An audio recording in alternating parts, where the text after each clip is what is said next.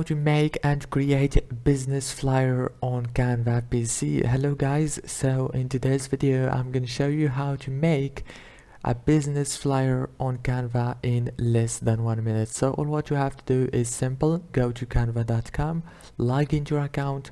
Now go here, click on create a design and search for flyer. Click on it and it will take you to this page. Now on this page you have many templates, but scroll down until you find the business flyer option. Click here on see all and now choose one of these templates. You have many options. For example, this one, it's for real estate. You can change the pictures, the title and every information right here.